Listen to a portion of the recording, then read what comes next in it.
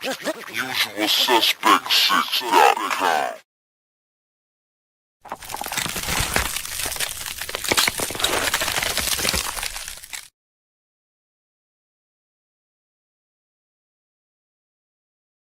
It's a usual suspect take.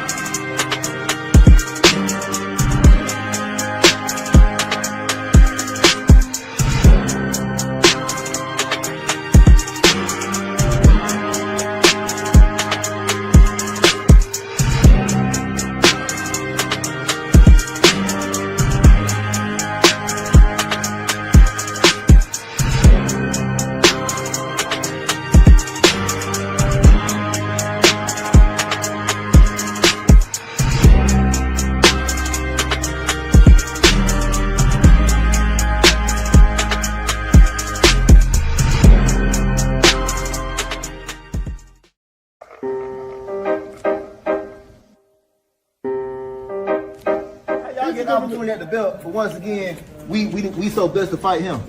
We're giving you an opportunity. He got the belt. He got the belt. He came to y'all. He got the belt. He did not come to. That's what you say. He did not come.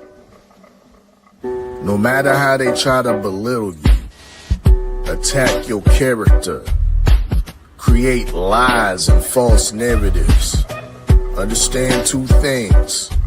We dress clean and we fight clean. Salute to the clean fighters. They claim that this community is so drug-free, but it don't look that way to me. And I started thinking to myself, man, what did he do to make them niggas that mad? That usual suspect take. And we are back. What's going on? What's going on, everybody? This is Tales from the B-Side. And I am KG. Y'all know this guy over here in the yellow, you know what I'm saying, to my right, Thomas from the Bronx. But look who we got down below. Queen Shawa. Hey. What's going on, everybody? Hey, first and foremost, shout out to the chat. Y'all are in for a special one this evening. I want to say shout out to everybody that has pulled up. If I don't announce everybody's name, charge it to my heart, not my mind. You know what I'm saying? But we're gonna get into it. What's up with you, Thomas? How you been, man? What's going on with you? Because you look, hey, Shawa, he gave me shit last week because the damn Seahawks beat my Cardinals, and he thought I cared about it. He thought I cared. And guess what I'm looking at right now? And it's 36 seconds left, and you know, we got a shot here. Our team's played bad on offense. Darnold 4 turnovers, and we're still in the game. Our defense has played great, and I'm sweating this one out. We're trying to get a field goal range, but other than that, life is good. Can't complain, man. We got a good one today. How you doing, Shawa? Welcome. Welcome to Tales to the B-Side. Thanks for having me. I'm a big fan. and you already know why you're here, because you are a much necessary entity for what we have on the table for this evening. So how are you? You know what I'm saying? Look, I guess is not backstage right now at the moment. So let's talk some let's talk a little November 22nd bullshit. I don't think it's bullshit. November 22nd is going to be a great day. And I told everybody that's ever listened, November 22nd and the month of November is going to be a touchy month because everybody is going to have their sides. People are going to have their divides. People are going to choose. People are going to discredit. People are going to drag. All kinds of things. You know what I'm saying? So not the fight that I'm talking about, but Shawa, what is your take on November 22nd as a whole? As a whole, a night that we've all been waiting for, a night of firefights. How about that? What about you, Thomas? You know what I'm saying? What is your thoughts? Like, and don't say nothing about no names. Just let me know exactly, you know what I'm saying, what your thoughts is on the 22nd as a whole. Well, the 22nd is going to hopefully end what I've been saying before the month started, is that it's going to be a November to remember. Okay. So November 22nd is just going to capitalize on that, and people are going to talk about November 22nd and the month of November for a long time. I think it's going to be a great card. We got some great fights, and listen, I'm gonna just stick with the old cliche, back in the day, November to remember. That's what it's gonna be. Okay, I got you. Oh man, this show, anybody that's ain't been living up under a rock. This is historic right here. When it comes to the woes in boxing, and if you're familiar with Tales from the B-Side, then you know there's a lot of woes and stories that have been told over here that have not fallen into the fighter's favor. You know what I'm saying? So we fall in the category not only, with men, women fall victim to this situation also. Mm-hmm. This one was very, very touching because, this lady has been put into the spotlight under a bad light for so long. Yeah. You know what I'm saying? And I reached out to her. You know what I'm saying? And I'm going to say this before she come on so I can maintain my professionalism. I had a slight crush on Hanna Gabriels. You know what I'm saying? The longest. And I'm going to just say it. But at the same time, I'm glad I got her coming, to the show for the reasons that we have her here. You know what I'm saying? So without further ado, we just going to do it like we did. Like I told Thomas, we're going to do it. It's a usual suspect.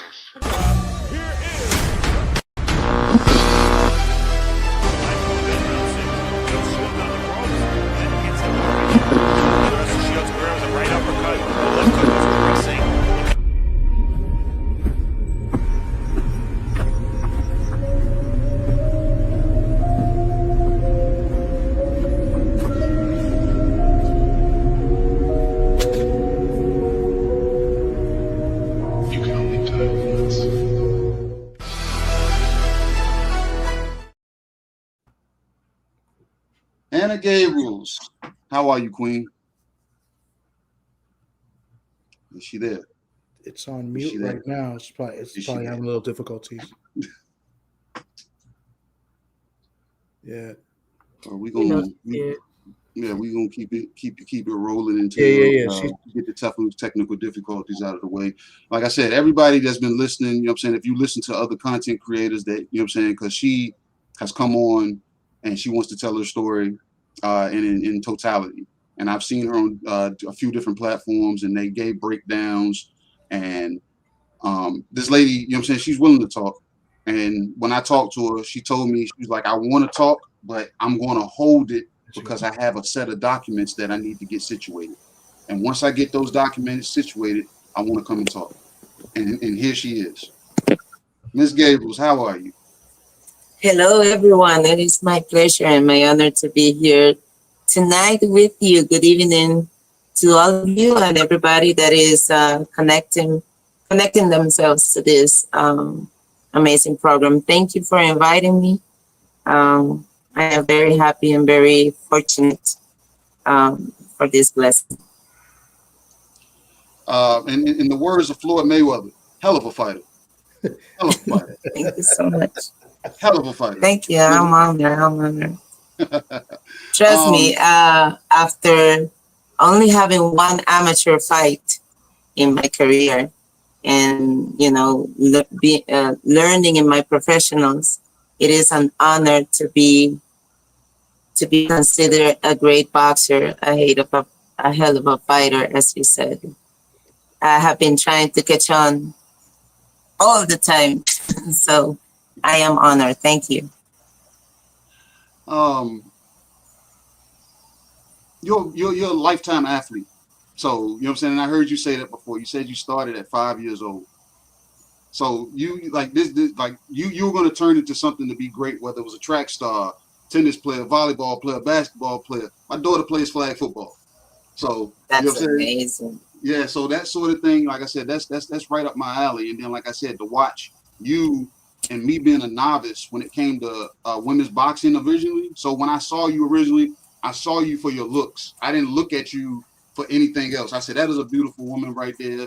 And you know what I'm saying? I didn't see anything past that. But then when I actually started digging and peeling away at boxing, I saw the skill sets, like not just from you, from, you know what I'm saying, different women. And I started to gain a new appreciation for women's boxing.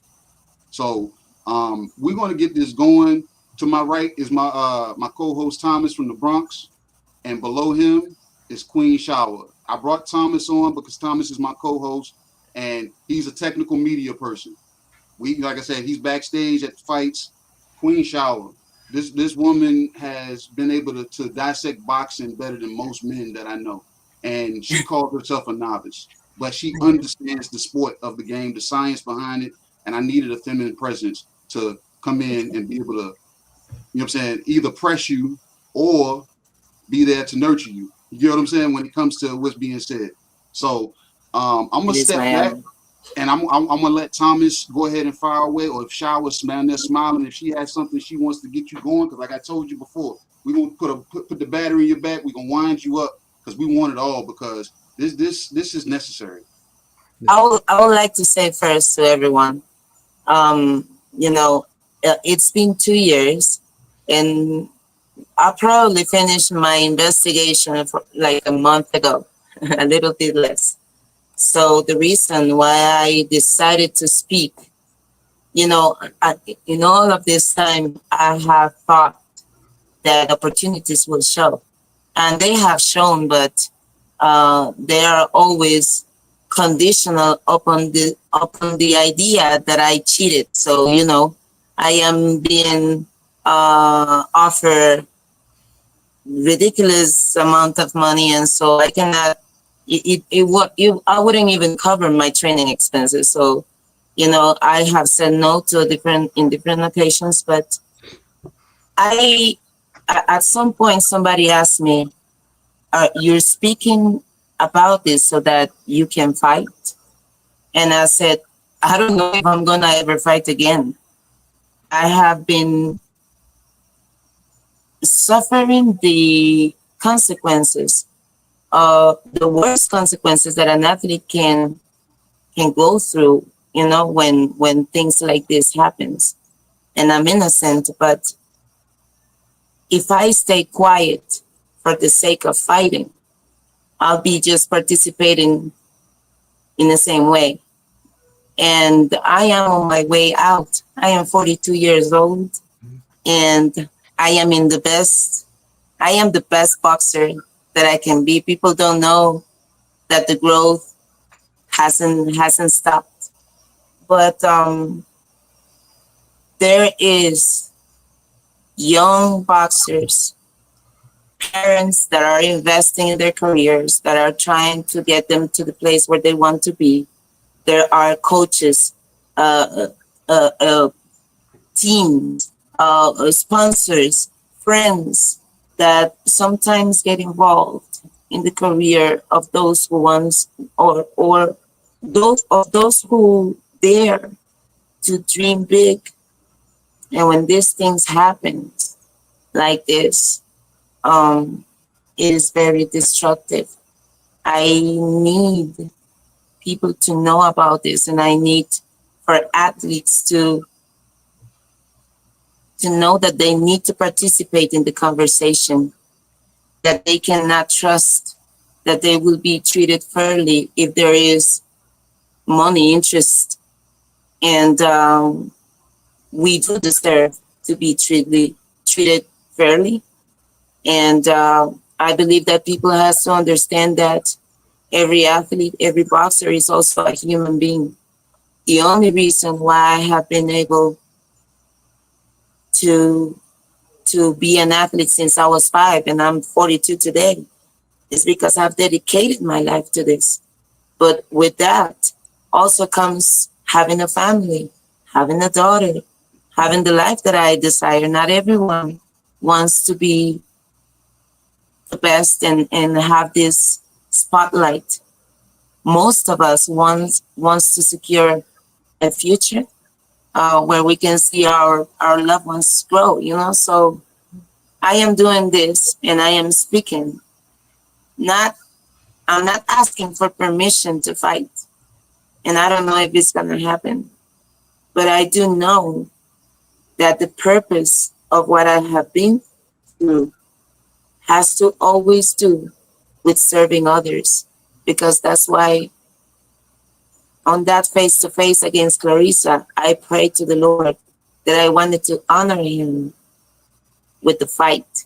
And then all of that mess happened, and I didn't know really how I couldn't see it. And like, how can I honor you like this? But I have understood that the only way that you can honor the Lord is in those moments when you think that everything is unfair, when you think that things should be differently. But at the end of the day, and after 2 years of a lot, I am grateful because if I can somehow make people aware of these things, um, in somehow the authorities get to recognize that they are not always right, or that there is not always everyone that wants to play by the rules. Something has to happen. Something has to happen. Change has to happen. So please, let's go over it. I'm excited. In my job field, they call that whistleblowing. Mm-hmm. Yeah, that's what it is. Yeah, like people will frown on it, but at the same time, when it's bringing justice to what's being overlooked. We already know boxing to be a corrupt sport. We already know that. But at the same time, you got people that's still trying to cut corners. You know what I'm saying? And with you going through the VADA process, and periodically I'm going to throw things up on the screen, and like I said, we can go from there. But the way VADA, correct me if I'm wrong, when the agent came to your house, they saw he came to my gym. Yeah, came to your gym, and they seen and they knew about the dog situation, the C-section, and using the topical spray. Did that agent not tell you that you needed to fill out additional paperwork to clarify? Yes, we did. Yes, we did. That is the paperwork that you see there. Mm-hmm. Okay, I might explain something because, like I said, it's been 2 years trying to deconstruct what happened, right? And so when I went to the press conference in Detroit for this fight, I came back home, and one of the dogs was like a balloon. Before I left, I did not see her big like that. We went to the doctor and they told me, you have 3 days and they're going to be here in about 3 days. So we went to the doctor. She had the C-section. The doctor sent the medicine. And with the medicine, there is one that is called Neocept. That is a spray for scarring the tissue. Mm-hmm. So you put that on her scar, on her C-section, to avoid infections, and also to make sure that the tissue hurry up to scar, because the puppies are sucking from the mother, and it opens the wound, right? And so it's a complicated situation, and it takes a lot of hours. I was taking care of the dog 6 a.m. to 12 at night, and my husband would take care of them during the dawn from 12 to 6. I was exhausted. I was training. My daughter was in school. We had the doggies.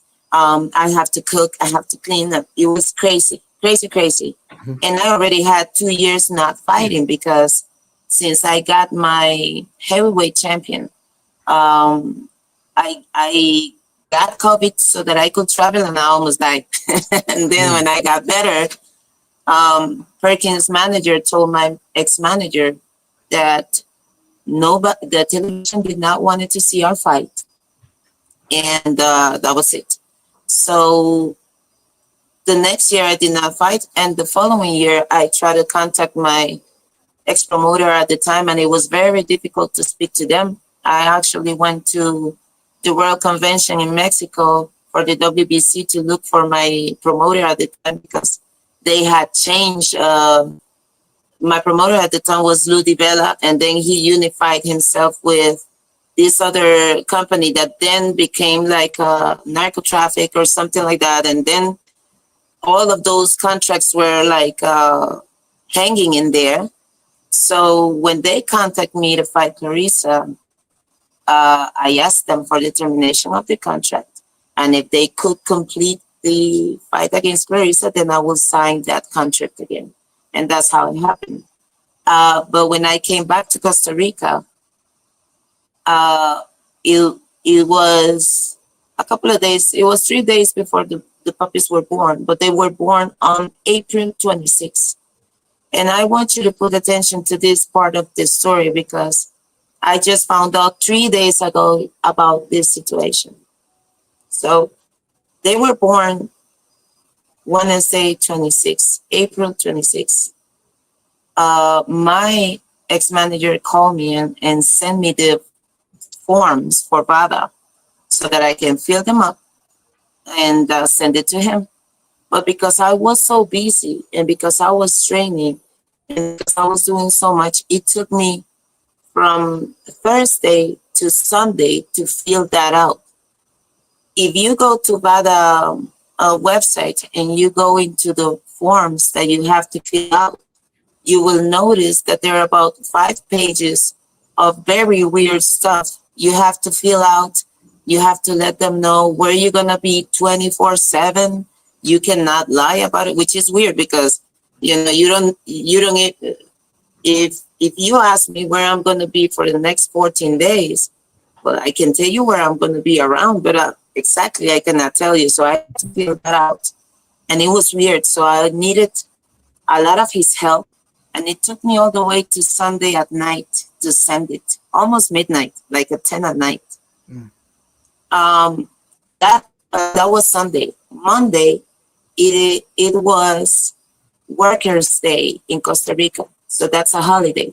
Nobody works on that day. The next day, May the 2nd, was the day that the agent came to my gym while I was training. I was doing some sparring. They waited for me and we started the testing at 8 o'clock at night. And it took me about 3 hours to pee because I just sparred. But because it took me so long, and I am well known in Costa Rica, we were speaking about a lot of stuff and the puppy subject came up. And he got immediately worried because he is a professional in this. And there has been a lot of athletes to this date, like many, that have gone through this situation. So there are precedents about it, one. And then secondly, there was a study in 2020 that speaks about clostridial as an accidental contamination. And what you can find in this study is that the laboratories today are unable to detect, or not to detect, but to measure the quantity of clostridial in your system.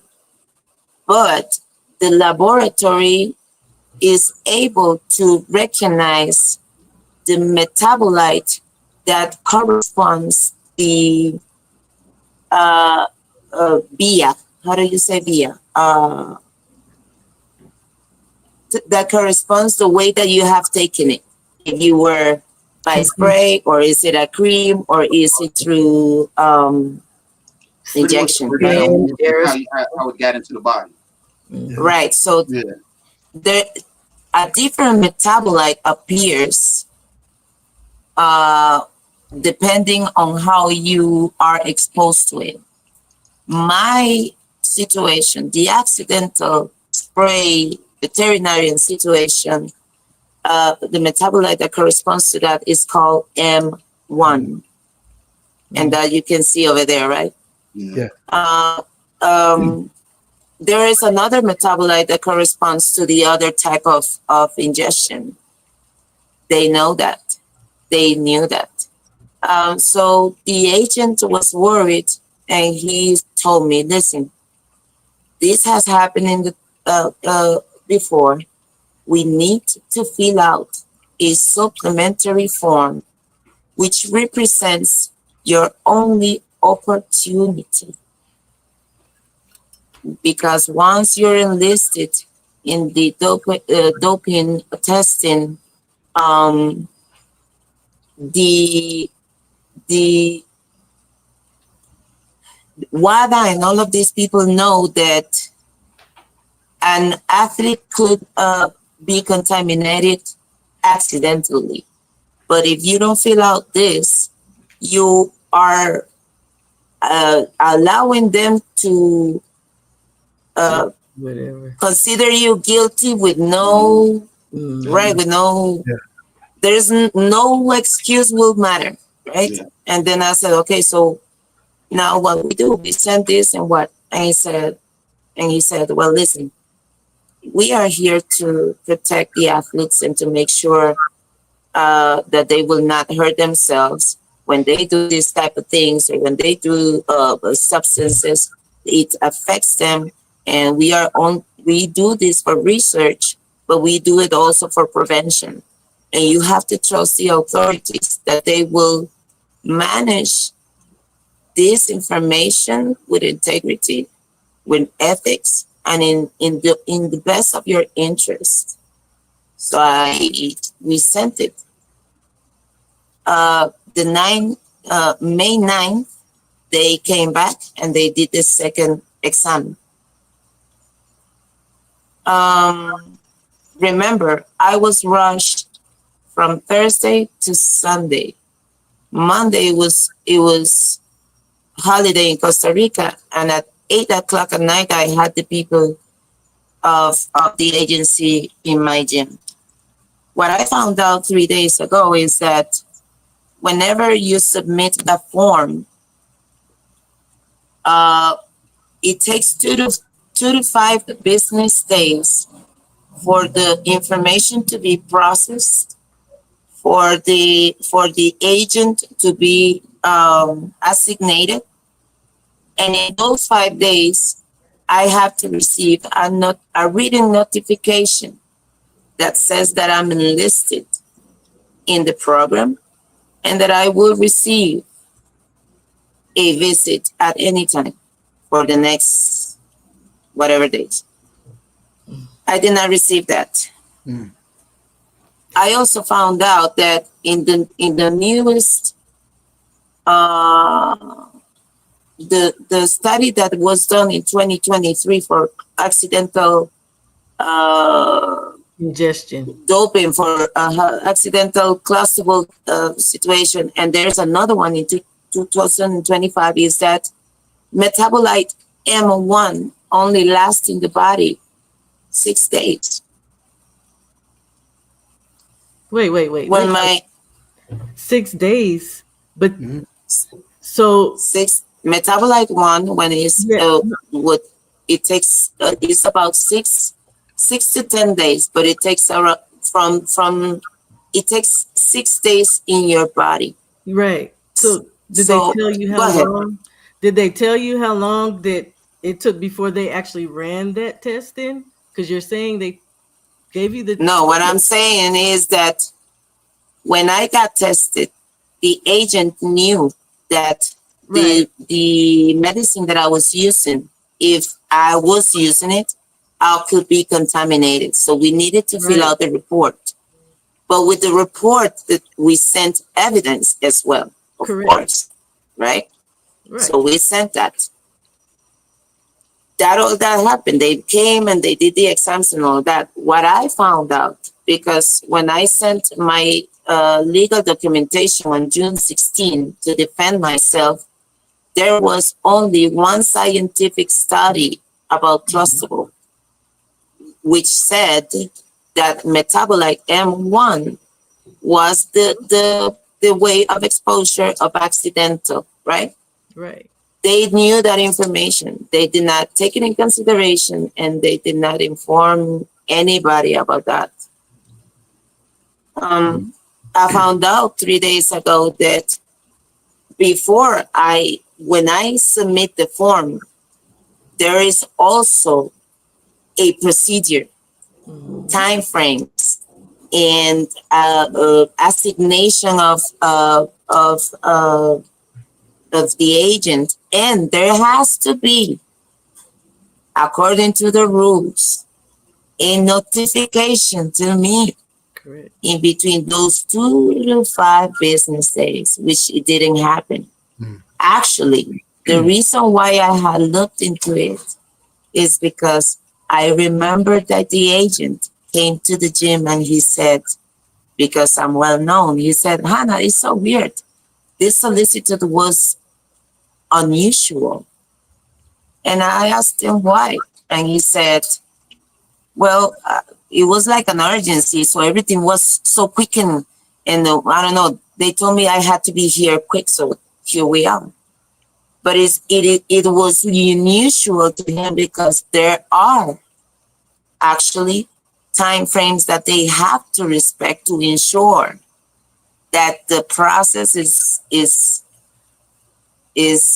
done correctly, right? With no bias. So my manager pressured me from Thursday to Sunday, and I believe that he at some point told Miss Dr. Margaret Goodman, which is the president of VADA and the one that handles everything. Because it doesn't seem to be anybody else. The notifications were sent by me. The conversations were done by her and my manager. So she was pressuring him for me to sign it. And then I guess he told him, give me a second. Hannah is doing this. Hannah is doing that. And for some reason, that solicitude of my doping testing was in a rush. I didn't know anything about Kosovo. The agent knew, but I did not know anything until that moment that he told me that I could be in danger. So when they came next week, they made the test. And fast forward, we go to the Wednesday that my ex-manager called me and told me that the fight was off, that I was positive, and that I will face the worst 48 hours of my life the next day when they will make it public.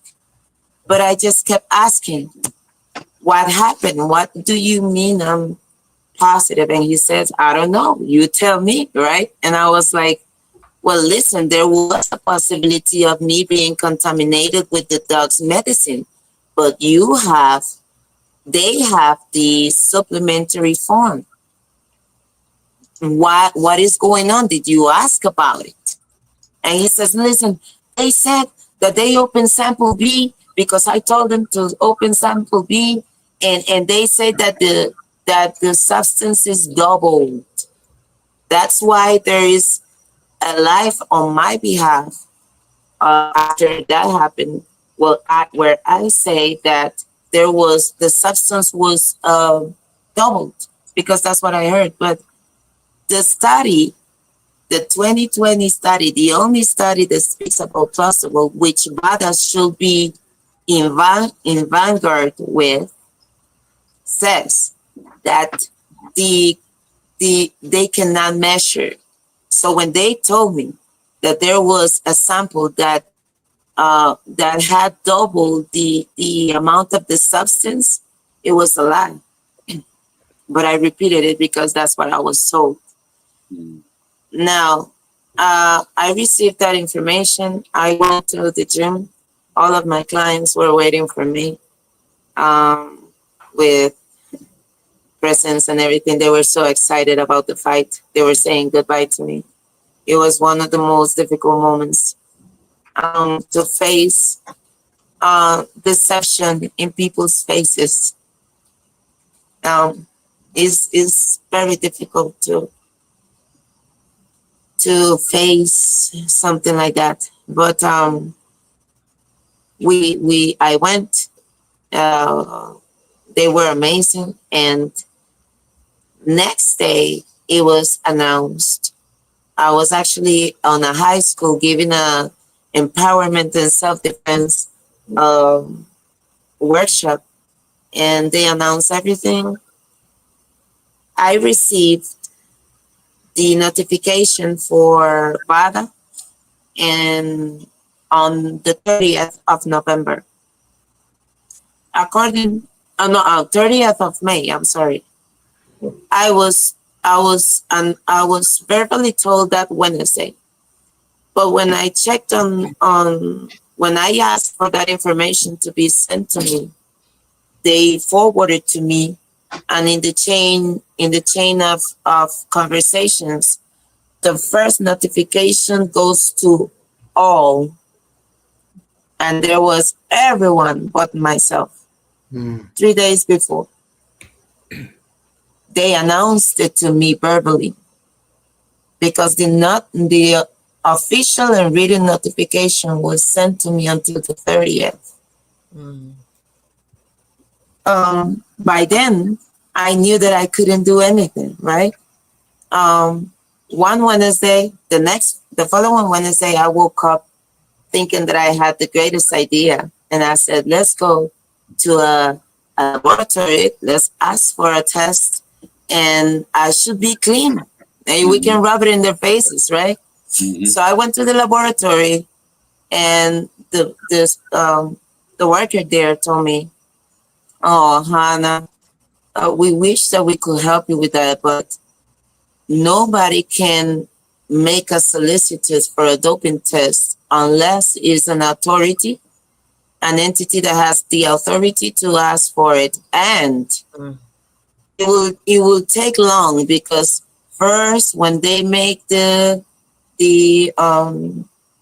solicitude, they have to assign people and all of these things. It takes time."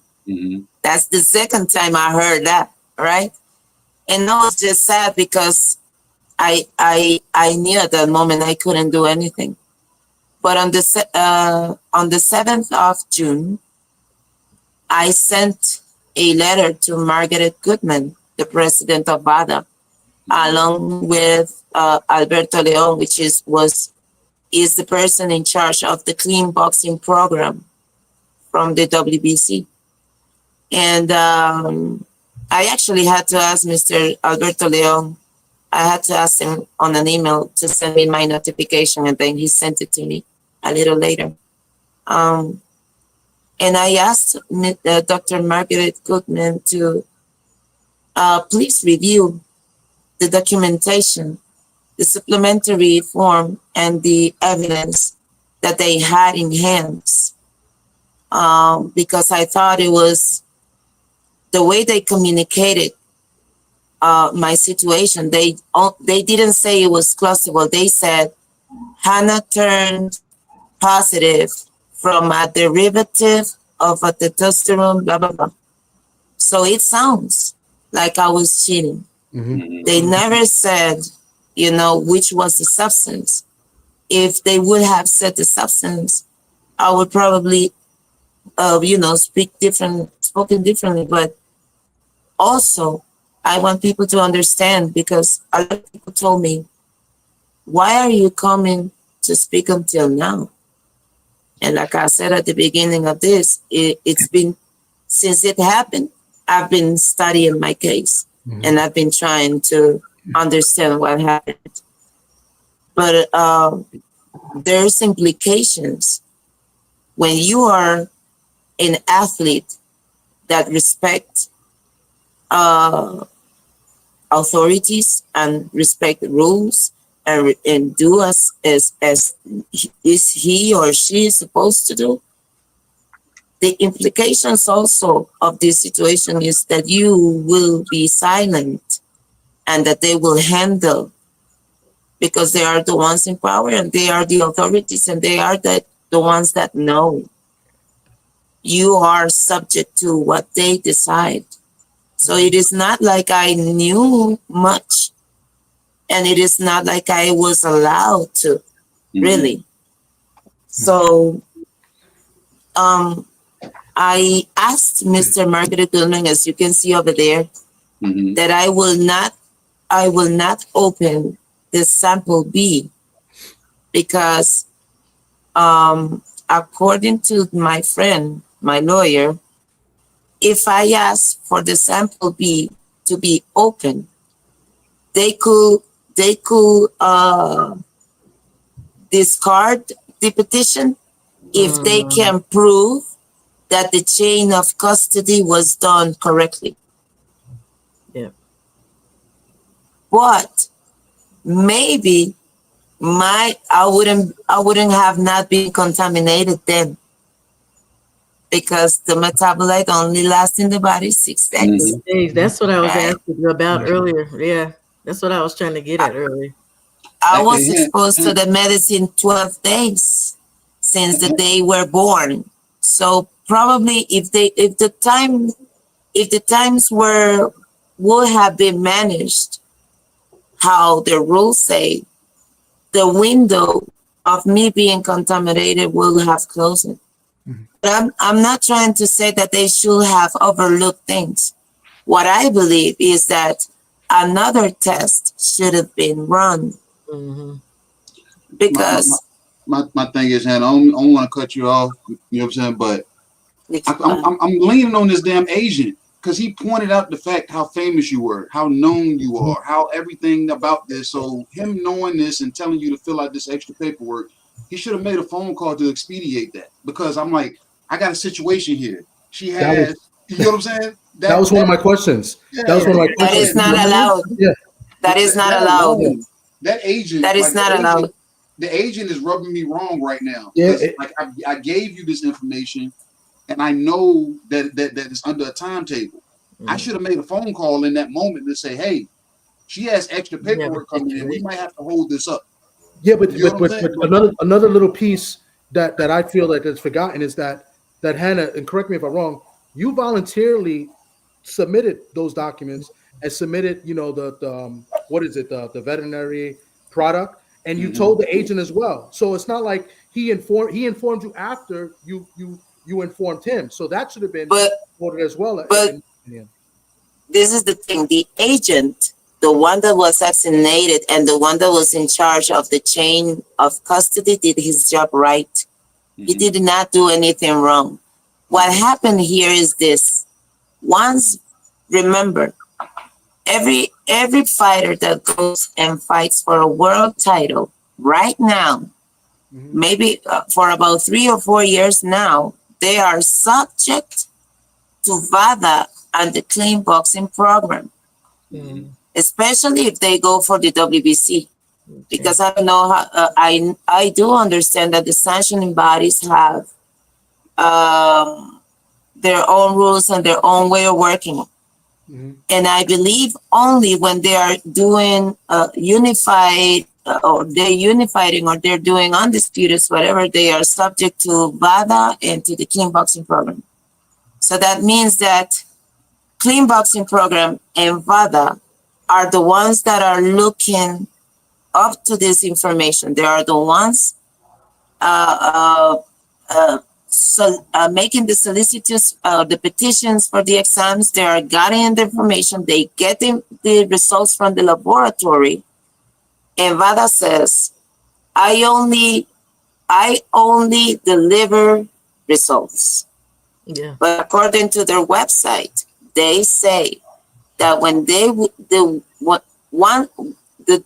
deliver those results after analytical, scientific review to ensure that the athlete, his rights are covered. Right? And so when VADA received that information, they should have looked into the supplementary form and evidence and say, well, okay, we have proof, but if we don't trust her, we will send on other exams. So I got a question, because I believe I've heard you say also that they said other athletes have had the same occurrence with cloisterball, correct? Yes. So they really definitely should have looked into your background and see that you submitted this paperwork. They failed to do their job. Yeah. Yes, but that's what I'm saying. That documentation is exactly their job. It's not like, that documentation I mean, for me, it's hard because if you are to see those forms, if you were to sign those, I didn't really wanted to sign those. I actually told my ex manager at the time. I said, "Do I really have to sign this? Isn't that they say that it's voluntary?" And he says, "Well, if you don't sign this, you will not fight because they will think that you are cheating or that something is right. So you submit yourself voluntarily for them to check you out." And then I also submitted the form because there was a situation that is indeed accidental, something that I cannot avoid because before I even signed this contract, the puppy was already pregnant and I did not know about it. And when it got the time to take care of her, I want to ask this question because I want people to understand. I've been an athlete my whole life. I was a champion for about 13 years in total. But in the last 5 years, I have fought once. Or 4 years. I have fought once or twice. What do you think? If boxing is your profession, what do you think it happens when a boxer, even though he has a contract for fights, doesn't fight? How do you think their financials look? My family was struggling, so I couldn't pay anybody to take care of the dogs. And a lot of people said, and it bothers me to hear this because they said, well, she should have known better. She was negligent. And to be honest, I was nothing. I was not negligent at all. I would have been negligent if I did not take care of that wound, and if that wouldn't have gotten an infection, and if I had gotten a situation, a difficult situation with 6 born puppies, and I did not have money to go to a veterinary to spend more on anything.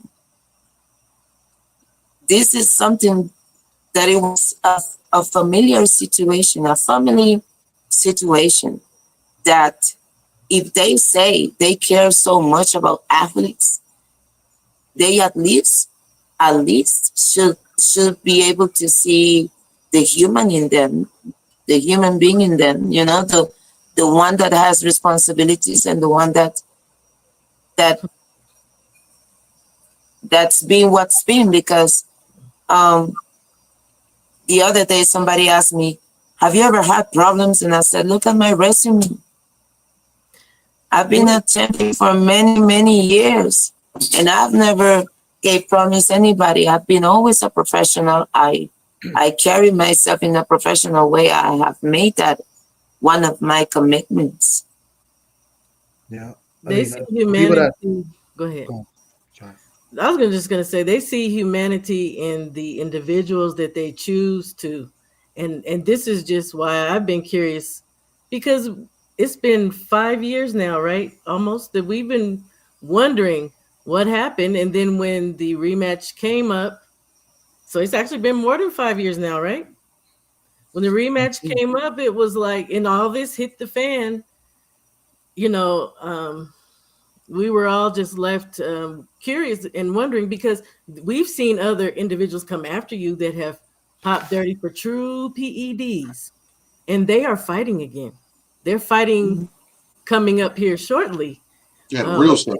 Yeah, real stuff. Yeah. With the real stuff, you know. They actually put into their body, not something that it was absorbed through your hands. Through anabolic steroids. Yeah. So, yeah, we've been watching, and we understand what's going on. Well, we don't know what's going on with you, but we're glad you're here to straighten all this up. And for everybody, for the record, her paperwork that she's sharing with everybody on my channel is in my description box. The link is in the description. I'll put it in the description or in the chat here shortly. I appreciate that, show. I just want to mention just one thing, like, you know, the unfairness. And by the way, we always do this in the beginning of the program. We didn't do it today. for people that don't know, you're a 4-division world champion, right? Light, middleweight, heavyweight, right? This is what I mean. Correct me if I'm wrong, and I want people to know this. Like you've been a professional for a long time, but you're also a 4-division world champion. You've been a heavyweight champion, welterweight, light, middleweight, and super welterweight. Heavyweight. Yeah, that's super. Yeah. So with that being said, no sanction has ever been put on you by any of the organizations. So do you feel like like a misjustice was formed? Obviously, you do feel that, but like, why do you think that is? Like, why can't they make a public statement to say, look, you're innocent. You're not guilty of anything. Yeah, we messed up. They should have when they gave me my adjudication letter where it stated that I was innocent. But we have to understand that these are legal implications.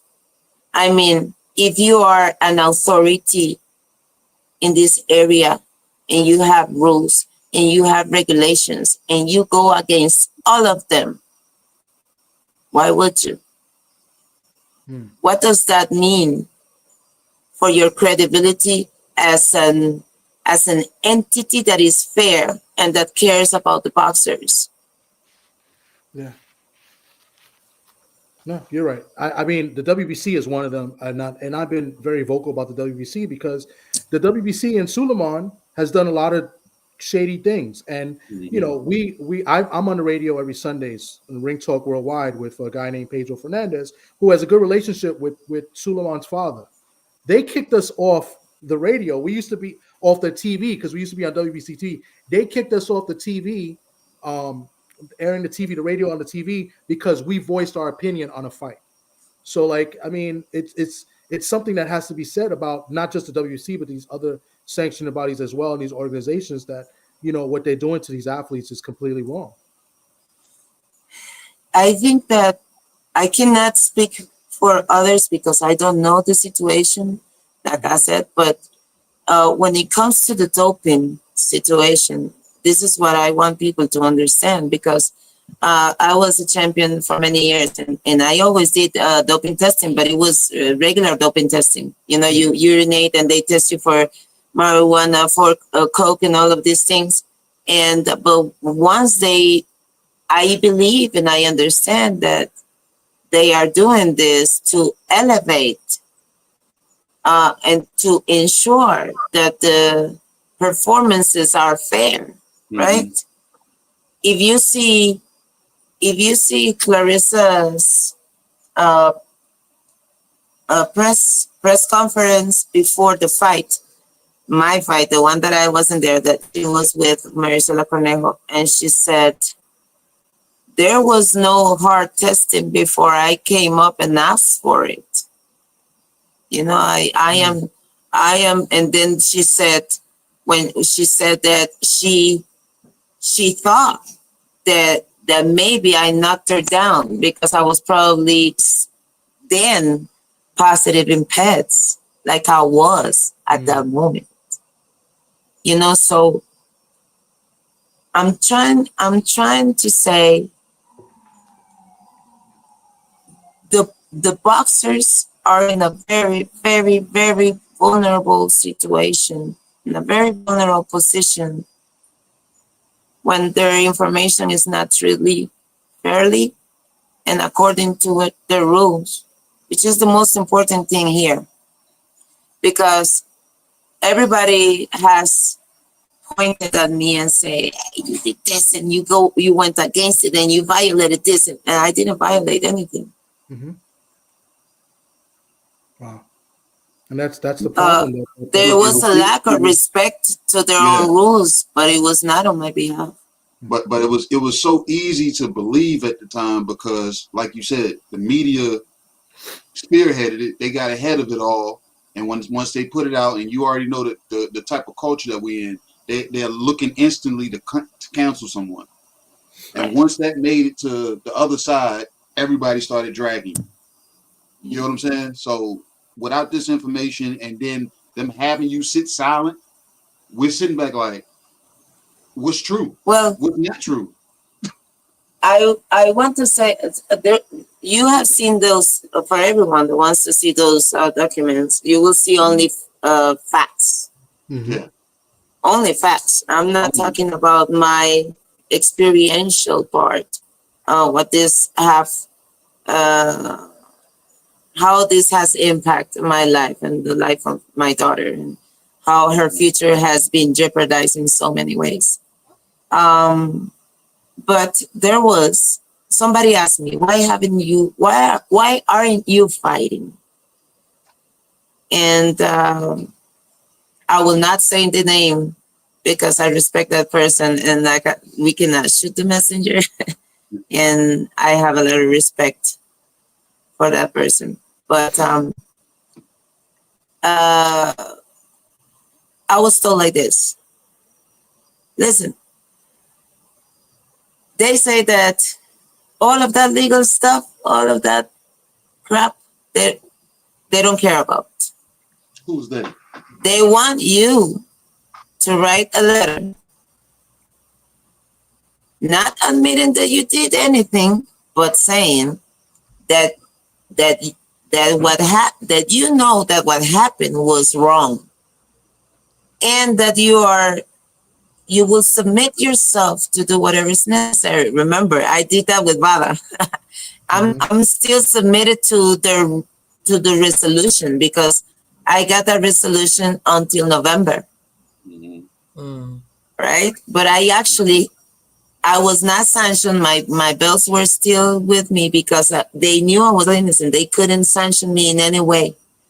I actually have a mandatory fight from Perkins. They made a mandatory in September. So I told them I couldn't organize anything until I had a letter, that will redeem me. And so that in that sense, I could go and look for sponsoring because, of course, this situation killed all credibility. Nobody wanted their brand to be, how do you say, to be almost related. smeared, but at the same time, misguidedly smeared because you didn't do anything wrong. Exactly. No, they were like, oh, Hanna, but you know how the brands, or the brand cannot be related to you in this sense because it looks bad. And they all wanted to support me, but they couldn't. So I was waiting for something, and I was waiting for them to say, okay, no, we were wrong.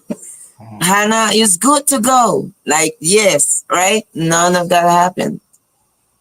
I received that when they told me that, and so I want to go back. They say, that before admitting that they went wrong, they would rather your career to die, right? And I said, it was hard to hear it. And I said, okay, I guess. And he said, they already turned the wheels on you. He said, don't shoot the messenger. But they said they don't care about this, and you need to write that. And I said, I will not write anything admitting something that I didn't do. And he said, do you want to fight? And I said, against my integrity? I don't know. And he said, don't fight then. Oh no. Who? I'm like, so who? I got my adjudication letter in November. By the end of January, I received a message from the president of the WBC telling me that I was going to be stripped from my belt because of an inactivity. And I actually thanked him, and I said, he said, we will talk about this. And I said, please, this is unfair and blah, blah, blah. Not long after that, Jonas fought for the heavyweights, and then Clarissa's now the heavyweight. But I was the heavyweight champion for 2 years. Clarissa never came. During that time, they asked me to come down. I went down because I was ready. And in 2021, we should have faced each other. And so this is the reason. She says, why do I have to fight her again? Well, right now, I believe first, the fans wants to see it. Number one. Number two, when I fought her the first time, I went up to 160. Yeah. And she said she wanted to become undisputed in 154. And I was the champion there for 11 years. So I said, I will wait for you. I'll see you there. Right?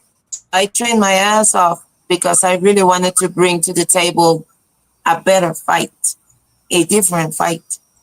So when the moment came for them to fight me on 2021, they managed to get me out of the picture. And I don't want to be biased in the sense that, oh, you know, it wasn't fair. They removed me. I believe it should have went the other way, because between champions, if you want an undisputed, you have to fight the champion. Bottom line, right? But they were selling this as the fight of the century, and I did understand that. I did understand the big picture, so I stayed silent. But 2 days before the fight, Clarissa posted a picture of me being punched by her in the face, and she said, "Good morning, 2 more days." And I thought it was disrespectful to me, because it was her message or her way of saying, I'm fighting for your belt and I don't even have to face you. Right? Yeah. She fought, she won, and I moved to the heavyweights. And then when I was in the heavyweights, they expected me to be fat and I don't know. And then I was in the best of shape, and all of this happened. So when we first fought, they said that we both broke records of audience. On 2021, that fight of the century, if you see the news after that fight, they say that, you know, it was a good fight, but it was short in expectations. But if they would have fought me before or later, it doesn't matter. It would have been good numbers for sure. And I believe that because in 2023, Mark Taffet in the post conference says that after the Cornejo and Shields fight, they actually broke their ceiling, even comparing their situation with the Savannah Marshall in UK. And I remember people was really mad at me when they announced that doping testing, because a lot of people did not wanted to see that fight. So people was, they booked flights and hotel rooms, and they already bought the ticket and they wanted the money back and they wouldn't give it back. So a lot of people was mad at me, right? And they will go into my DMs and be like, "Oh, you bitch, I spent this money and you're doing this and that." You mean the fight, Corneo? Those are fickle fans. You talking about the Corneo fight? You said what? You're talking about the Corneo fight? Yes, the Cornejo fight. I was talking not about you, but I was like, we don't want to see Corneo. I didn't want to see that. We wanted to see you. Yeah, exactly. They say that before it was announced my situation, they had full house. But in the fight, only 11,000 people showed up out of 15,000 that spaces that there were. But also, they sold in Latin America, people with, after they announced the doping testing, the rest of the days until Friday before the fight, June the 2nd, people will call me. And they were relieved that I was still fighting, because they were still publishing the fight as if I was fighting. And so there were people that knew about it. There were other people that didn't know. There were people in television, right? And so it was always announced as if nothing has happened. But yeah, it's the aftermath is I just recently, some weeks ago, got to see in paper and realized that I was played like that. And I could probably keep shut to see if they decide if I'm worthy of them having me in a ring. But I rather speak up and warn those that are coming. I really want to fight Clarissa. She keeps spreading the narrative of me being a cheater. She says that she likes beef. There's real beef here. Yeah. And I think she doesn't want to fight me because, like I said, she thinks I'm unworthy. But her team knows better. And everything that has happened and all of the games that they have played have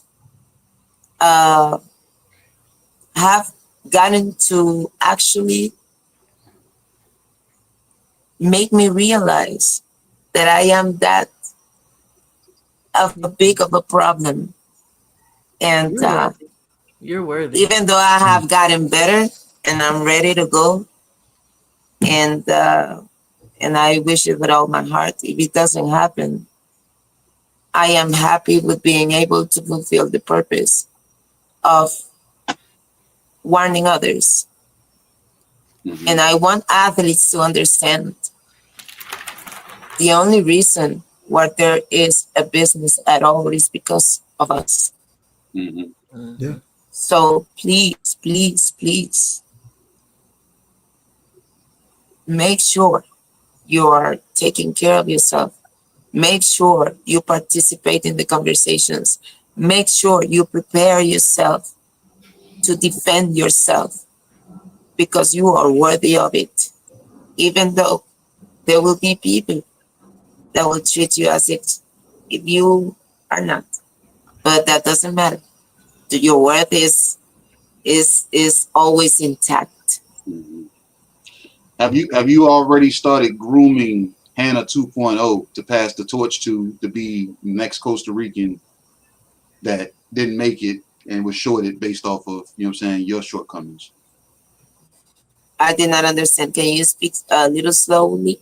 Okay. I'm saying, have you started training your replacement, you know what I'm saying, from Costa Rica? Have you found the next you in Costa Rica and start giving her the knowledge as far as VADA and how dirty the game can be, and pass your skill set to her so she could be the next coming into the game? My daughter?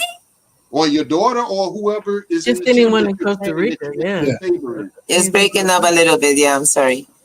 Well, at this point, like I said, I just found out about these things. There's a lot of people that has been waiting for me to come back.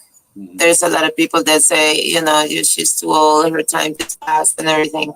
So I am right now trying to figure out things.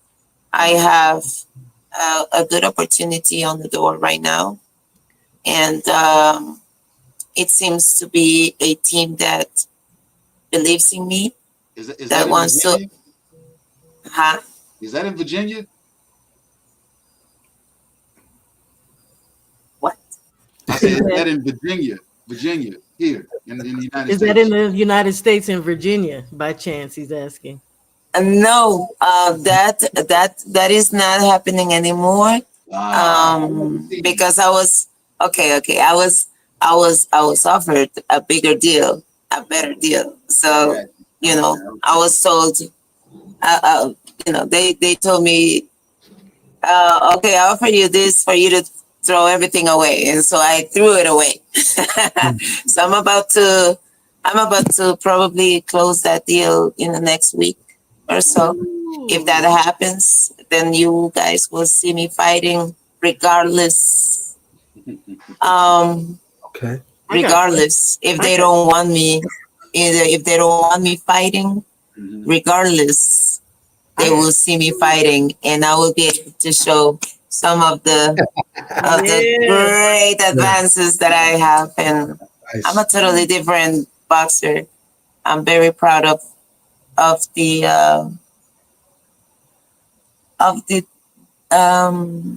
advances. Yeah, because I haven't been able to fight much. So, fighting gets you to a higher level always. Mhm. But I am that type of person that believes that whatever God has gave me should be enough for the mission that I have. And they haven't stopped the growth.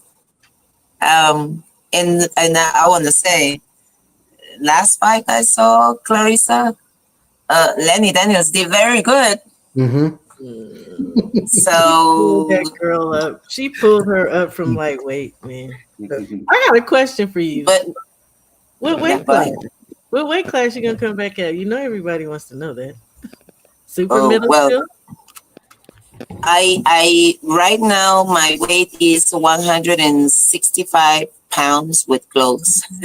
so I'm like 163, something like that. Girl, Um, I have been an athlete since I was 5 years old. So right now I'm unable to eat, sleep, and train like I used to because not only I don't have the resources, but I don't have a fight.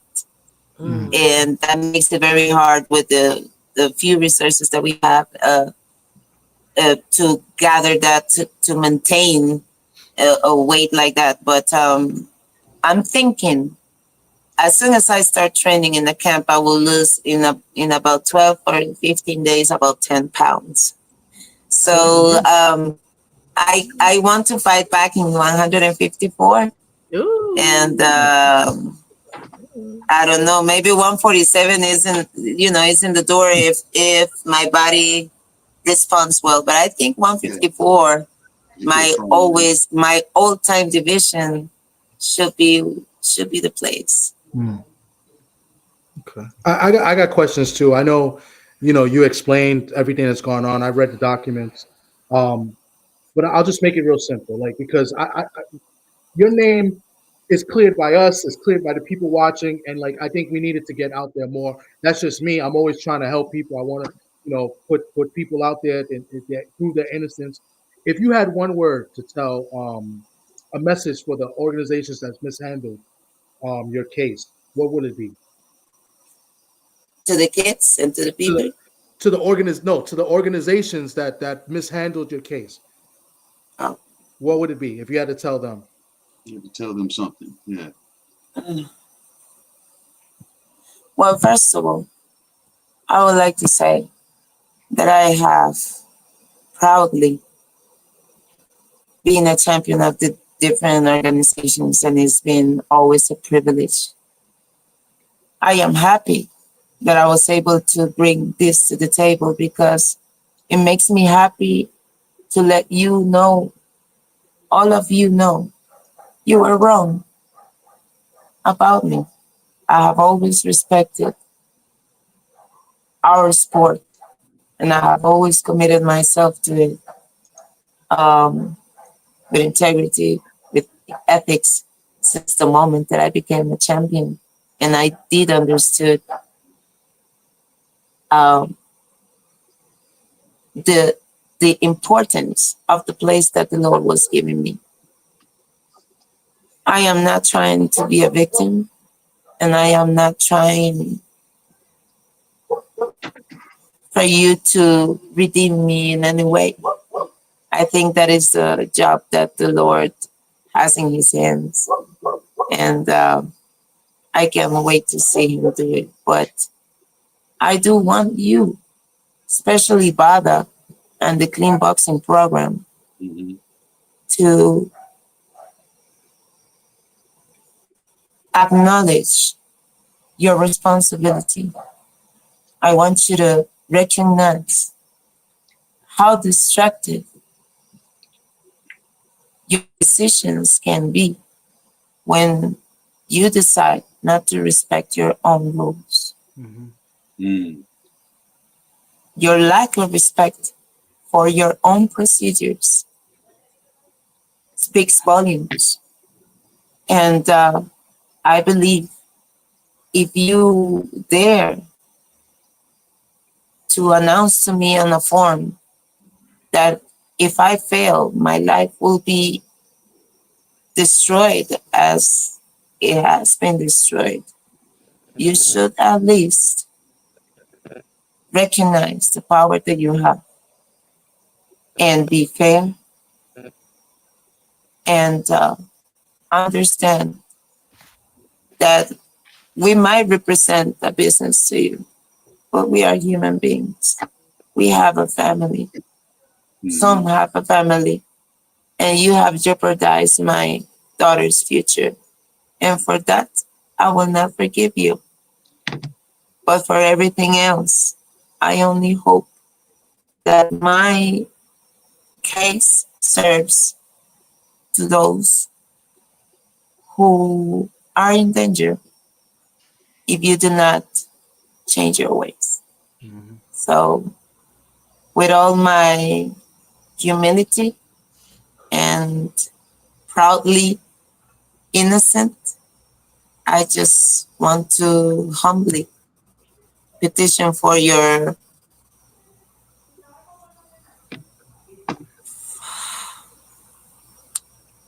empathy and to honor the reason why you in the first place exist. I guess that's all. Very well said. So Hannah, if they're not willing, because it sounds like you still have something going or coming. She still got that itch. Right. She said that she has something coming possibly next week. We'll be watching. But if they I will be signing apparently a good contract next week. But if they're not willing to apologize to you and publicly, because you absolutely deserve that. No, I don't want apologies. No. You want No, I don't need apologies at all. I just want people to understand the dangers of trusting blindly that the authorities will do right. Already. Right. That's the important thing. I said, I'm not asking for permission. I'm not trying to, none of that. This situation has taken everything from me.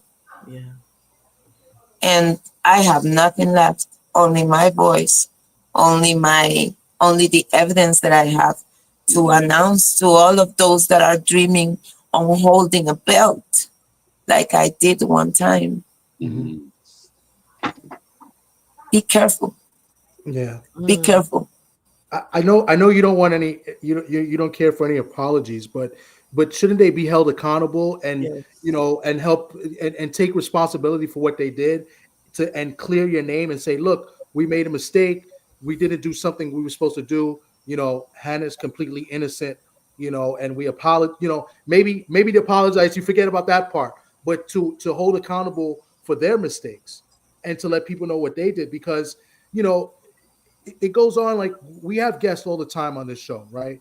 And they tell us different stories, the scenarios of how they got mistreated, cheated, and unfair bias, etc. And we want to get that out there to the younger fighters.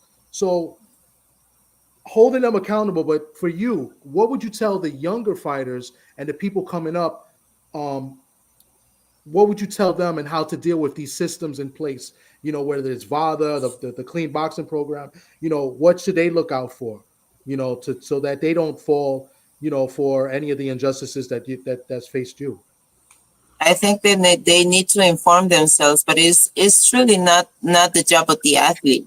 The professionals are them. Yeah. They are the ones that say that they do this for prevention and education.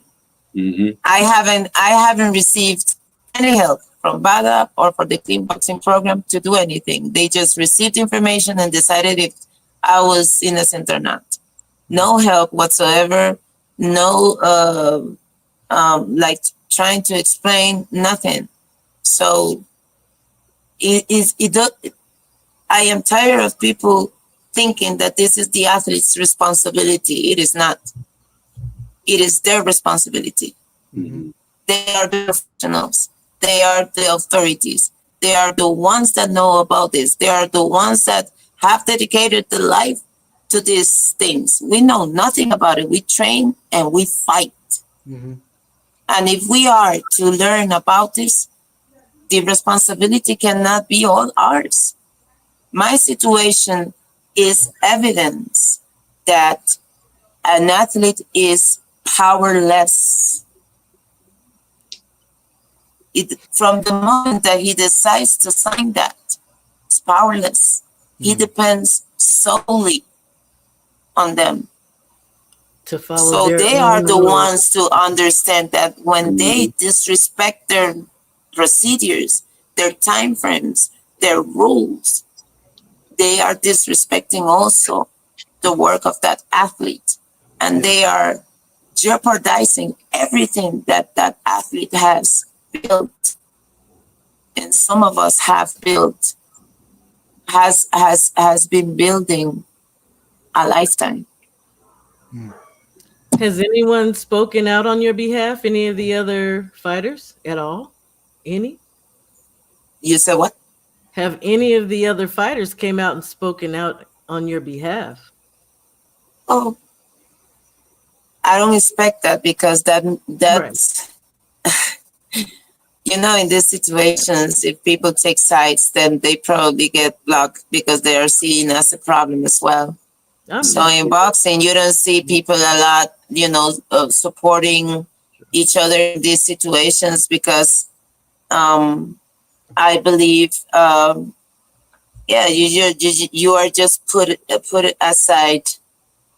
That's why in the document I say the silence of an athlete to not be pointed as a problematic is also the dirt or the soil that it gets buried with, you know. So it's a matter of decision, and I have decided that the pretty earrings that I once were that I once was honored to wear, I don't have them anymore, but I'm still whole. I am still that athlete. I am still that champion. No titles, but still that champion. And that is enough. I don't need I don't need them to recognize it. I don't even want it. I only want them. I only want this to be probably the beginning of change. Yeah. Part, you know? Yeah. I can appreciate that. Thomas, you got anything?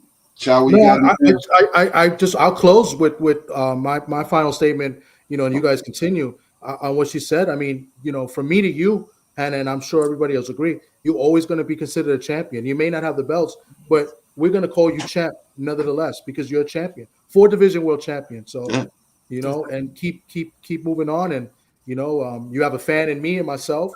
And yeah, I know you have other fans as well. And we're just here to support and continue to see you to grow and, you know, and proceed in anything that you do, you know, and I wish you the best. Thank you so much. Please send me all your pages so that I can follow. And I want to say hi to my friend Dion in Pennsylvania. They're the ones watching they told us to tell us that they were going to have it big and everybody's looking over there. So just want to send my love to my Woody face and to all of my friends. Thank you so much for giving me this opportunity. I in the last 3 days I have had 3 interviews, and I just want to thank you all for allowing me to have a voice, because there's not a lot of empathy and compassion that you find in when these things happen. And but somehow the Lord is being so good to me that even in the midst of everything, I have found great people like yourself. So just thank you from the bottom of my heart. Thank you for allowing others to know the dangers and hopefully I thought, like I said in my document, I thought that my legacy was to have been the first world boxing champion of my country 15 years ago. But my true legacy is this it is more important. What it is much more important to warn those that have a future. Yes. My future is uncertain as well, but it's a shorter one. And whatever happens with it, it will be for the grace and for the honor of the Lord. And it might have to, I might not, but I am okay. I am okay if it doesn't happen still. I am grateful. Grateful. Thank you so much. Bendición. I just want to say, don't give up. Keep pushing. Thank you. Thank you for sharing and for continuing, because I've seen where you have spoken out way before this. Continue. Stay strong in the Most High. I'm a very spiritual person as well. And I think something that people take for granted is that when you are down so low, you kept your faith. That's a beautiful thing. Continue to keep your faith. I'm praying for you. There's plenty of people out here praying and pulling for you. And I'm going to just put it out there in the atmosphere. We will see you in the ring again soon. I know this. I feel it in my heart. And you will be surprised. Oh, no, I won't be. I can feel it in my spirit. And blessings to you, Hannah. You're a winner. Whatever happens, All right, Hannah. Hannah, we've come to a point in the show, and we're in November. And if you are currently still watching boxing, men and women's boxing, November 22nd is next week. So I'm doing this with everybody that I've talked to in November, and I'm going to ask you to close out the show. I need your picks and potentially predictions for the David Benavidez Anthony Yarde fight and the Devin Haney versus Brian Norman Jr. fight. Who you got now? You got cut off. But I do not know who is fighting this weekend, so I'm sorry. But let me check it out and then, You playing with me right now? You heard me. You're getting cut off. Am I cutting up? Maybe it's on. I might be. Clean me up. You sound clean about the guys that I'm asking her about. You know what I'm asking her. So what he's asking is, you said you're not familiar with the fights this weekend, but that is what he was asking you if you had picks for this weekend, the upcoming fight in Saudi. Benavidez, Yarde, and Haney. And which is the fight that he wants me to pick on? David Benavidez versus Anthony Yarde and Devin Haney versus Brian Norman Jr. Oh, okay. Oh man, why are you putting me in the spot like that? I got you. Okay. Well, listen, I am usually not in the predictions things because I believe I like to see the fight, and I like to leave it up to the boxers, because depending on the fight and who their game plan, and if they're able to follow up on the game plan, the fights, have become different. But I will have Benavidez. I'm gonna get Benavidez, and then let me pick Haney. Okay. We got David Benavidez, Devin Haney. But remember, I'm not good with predictions, so do not take in consideration my picks. Okay. Don't put no money. Don't bet no money on those picks. Are you watching the women's fight? I don't have no money. I don't bet money. Are you crazy? Are you watching the I bet money on me. I know that's right. Bet on yourself. I was asking, do you watch the women's fights in general? Like, I do. When they transmit it in Costa Rica, I watch them. But they are not usually transmitted in Costa Rica unless there is an interest. So, and usually my daughter steals the TV, and so I am usually unable to watch a lot of things. And I do have 9 dogs, and a whole bunch of things. So I usually, I'm unable to sit down and watch TV or watch fights or watch a lot of things, but I try to keep up with the news and with the highlights and stuff because I do love boxing. It's just sometimes it's hard. Lately, I don't watch as much because it's hard to see things happening, time passing by, and me being on the side. So I try to avoid, being involved in it so much because it hurts. Yeah, I know. So I apologize, but those are my picks. Don't bet on them. Just enjoy the fight. And I want to appreciate you for your time. If I'm not cutting up right now, if you can hear me, I really do appreciate you. I've reached out to you maybe 3 or 4 months ago, and then we circled the block and we talked again. So I'm glad I got you here, and I'm glad I got you here with something super significant. So I really thank you. Really, I appreciate you for the patience because at the moment I did not have anything to say. And at this moment, I believe I have found exactly what needs to be out there for the purpose of the Lord. And I just want to thank you for your patience and for keeping up with me. Thank you so much to all of you. Thank you.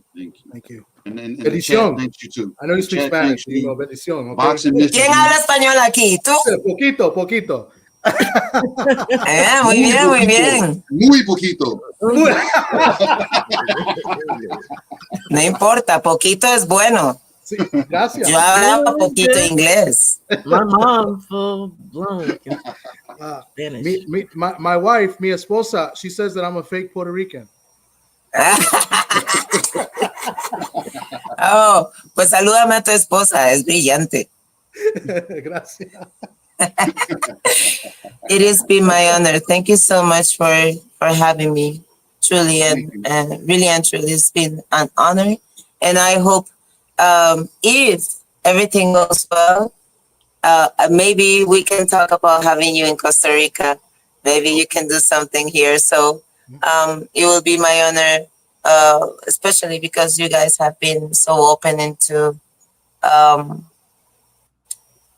helping me out with this situation. So I really want to have by me those who have been brave enough to help me out. So we will be speaking soon. Okay. And I look forward to seeing you when this announcement is made. And if it's a fight, I want you coming back and come tell us about it. Okay. Yes. Definitely. And you can always come to my platform. You have to send me your information. Please send me all of our information, please. We will. We definitely will. Till next time, Hannah. Blessings, Hannah. Thank you so much. Many blessings to all of you. Hey. Oh man. Hey Thomas, I'm not gonna ask you. All right, thanks. Shawa, was this a good one? This was a good one. Was it? And it was informative in the sense that, again, not just the fighters, but people needed to hear her story. Yeah. But maybe more importantly for younger people coming along. So y'all share this. Yes. If you know people, fighters that are coming up, share this. They need to know. And you already know, everybody that comes onto this platform, we break it down and let you know you need a team around you. Yeah. Because if you can't comprehend a was with a word, has with a have, you might need somebody on your team, because we talked to Stephen Big Shaw last Sunday. And if anybody listened to that, he doesn't have clarity, you know what I'm saying, with his management team. So Hannah was speaking on, that's the management's job, that's the promotional's job, those are the professionals' jobs. But if you have management and promotion that you don't have a serious rapport with, you're going to have to put your ears to the street and actually pay attention to the paperwork that's going around. And I understand you guys want to fight, and that's what you're here to do, but you have to pay attention to the ins and outs, because they will still jerk you, even in the era of Chat GPT. You can take any document and run it through ChatGPT, and it'll summarize what you're looking for. If you're not even utilizing that, you will still get jerked in this game. You will. And Hanna just exposed that VADA will jerk you. They will jerk you also, not just the sanctioning bodies. They will also, because they're not standing on their own code that they should be on. Yeah, or their own rules. So yeah, that's what I think pissed me off the most about this and hearing what happened to her. These are y'all's own rules, and you guys broke it, and you don't have the nerve enough to come out public. She might not want the apology, but damn it, she deserves that publicly. Yeah. They need to make this right. Yeah. I agree. And another thing about this lady, class act. Yeah. She's not out here going after the individual who's been out here calling her dirty and that's kind of involved in all this. She has been keeping above the mess. So shout out to Hanna, man. Shout out. And I brought up the WBC because they're part of this, right? And I'm just tired of like the shenanigans that Suleiman plays and some of these other presidents and stuff with these organizations. They have to take some accountability. And even if they felt like they did nothing wrong, they should still, go with the facts. And you don't think that the WC could have made a statement with all the resources they have and made a statement and say, look, she's a clean fighter. She did nothing wrong. Like, they could have done that. Why didn't they? And that's my problem with Suleiman and the WC. They don't take any accountability. And what they do is they take the simple route and they kick you off or they shove you off. And, listen, guys, I mean, what I said earlier is true. They kicked us off WC, and it's not my radio show. I'm just like a guest that comes on each week on somebody else's, radio show that was being produced on WBC TV. They kicked us off. And I spoke to Suleiman in person in July. And he kind of shrugged it off. He just smiled in your face. He smiled it off and he kept saying, oh, that's my friend regarding the host of the show, Pedro Fernandez. And like, you never even gave the man a call. Like, and that's their simple, solution to everything. And I think that's wrong because they take sanctioning fees, for their title and they make good money off of those. And I just think, at the very least, they could have done something and they didn't. And that's why I brought it up. And it's messed up. These guys must not have mirrors in their house because, like, when you do that to somebody, you still got to go home and be able to look yourself in the mirror. Where is your integrity? The wicked sleep the best. I thought you knew that. They sleep the best. Crazy. It's crazy. Y'all got anything else? Just one more thing. So I said I'd put that link out there, y'all. I tried. It looked super crazy and long. It is in my description box, and it's also on her IG. It's on her IG. Go through her reels. You'll see the link, and you can look at all of the paperwork she submitted and everything, y'all. It's a piece of work. And if you don't understand or read Spanish like Mia Thomas, there's an English version. I was about to give you a shout out, but I'm gonna do it anyway. You get paid. A couple of things. Shout out to KG for putting this together. Yes. Getting me the documents. He told you want to tell him about the ChatGPT that kind of broke it down and helped it understand it too. So you can do that as well. It helps if you put it to chat. It helps you break it down and get a better understanding. All this information is online. I have the information as well. Do me a favor. Shout out to the Usual Suspect 6. Please go and subscribe to KG's channel if you're on my platform right now. Subscribe. My man Oddfella does some work behind the scenes as well as the other members of Usual Suspect 6. So I got to give a special shout out to my man KG for putting this together and the Usual Suspect 6. So if you're not subscribed, please go over there and subscribe. And of course, subscribe to Shawa as well because Shawa is the best. No. What's the new name, Shawa? Let us know, baby. Let us know what the new name is. The new name is Keeping It Boxing. Well, it is called actually Yes Indeed Boxing. Yes, it's indeed. No longer Shawa because people are having a hard time finding it. Yes Indeed Boxing. And yes, indeed, it is boxing over there. I love that name. I like it. That's nice. I love that name. I do. I want to give a special shout out to the chat. Everybody that came near, far, and everywhere. You know what I'm saying? Everybody that's watching it on the platforms, everybody watching them on your own streaming services, networks, wherever you are. I really do appreciate everybody for pulling up, tapping in for the beginning, the middle, the end, or the whole shebang bang. I really do appreciate everybody, and we're looking forward to speaking to Hanna in the future when this announcement is made, and whatever fighter she decides to put under her wing and start grooming, because her skill set can't go. I want to allow her skill set to retire. You get what I'm saying? It needs to be passed on to somebody. It needs, you know what I'm saying? Because it's a good skill set. Damn good fighter, damn good boxer. And like I said, I look forward to seeing more from her, whether it's in the ring or her just being an advocate for the younger fighters. So this has been Tales from the B-Side. This is episode number 19. And I say this at the end of every show. Don't ask me when number 20 is coming out. I'll let you know. You know what I'm saying? And if I let you know, that means Thomas is going to know. And if Shawa is necessary to be here, she'll know. And if our fella needs to know, he'll know. If Cadillac Red needs to know, he'll know. Like I said, y'all will know when y'all know, because y'all might just get a real conversation next. Like I said, y'all stay tuned, because we got fight week coming up next week. And there's a whole damn wedge been bridged between them everybody because of what it is. So I want y'all to pull up next week and endure. Well, next week is tomorrow. So endure the BS, the celebration, the shenanigans, every damn thing that's gonna come with this damn big fight week. You know what I'm saying? Is it safe to say that we won't have a Tales from the B-Side next Sunday? I got an all-star game to take my daughter to. She made the all-star team. So that's what's up. Yeah, so she's playing an all-star game, but that shouldn't conflict if we do.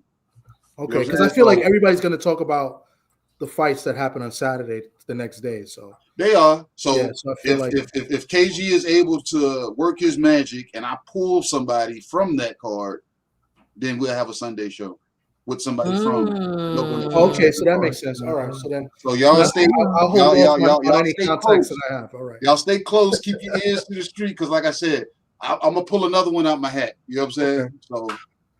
I got a couple guys. I got a couple people in mind, but I'm gonna hold it in my back pocket. Okay. Okay. You already know how I am, man. Yeah. I know. I totally get it. Yep. I totally understand. So, like I said, once again, shout out to the chat. Shout out to Shawa for coming to grace us with her presence. Shout out to my boy Thomas. You know what I'm saying? Shout out to everybody that's tapped into the previous shows and those that are looking forward to the future shows. You know what I'm saying? Like I said again, this has been Tales from the B-Side. I'm KG. That's my boy Thomas from the Bronx. There he is. You know what I'm saying? And special guest, Shawa. Thanks for having me. Until next time, everybody. Peace.